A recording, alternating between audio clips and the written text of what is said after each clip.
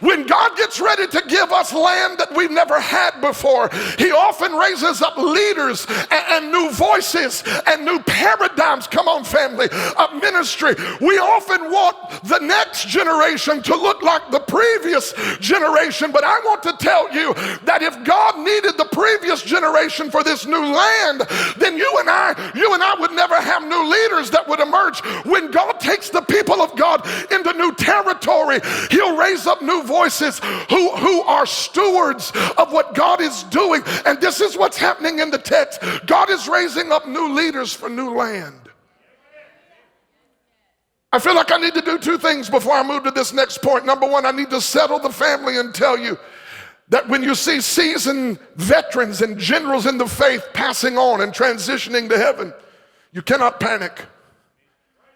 You cannot mourn and weep forever thinking that those were the good old days. And if we just had Billy Graham, if we just had Martin Luther King Jr., if we just had those people back, we could make progress. I want you to hear me say this today.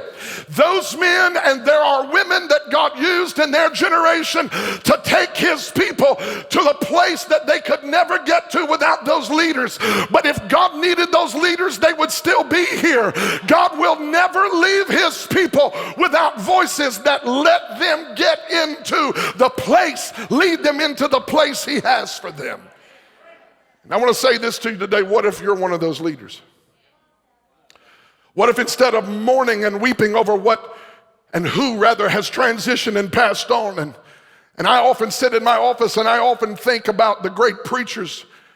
I think of T.L. Lowry, who came here almost every Sunday. He wasn't preaching somewhere, just a legend, an apostle in the Lord's house, a great, great man of God. And I often think about B.L. Kelly, who was an older man. I was young. He was in his 60s when I began to pastor this church. These were legends, people that did mighty things for the kingdom of God. And I used to sit in my office and think, how can we lead without them?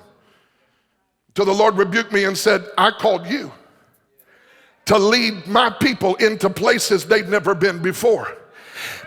I don't have time to go into this, but when God, I'm not just talking about me, I'm talking about my generation. Listen, God will never leave his people without a voice and a leader, because the Spirit of God is always working to move the people of God into their purpose and into greater places for his glory.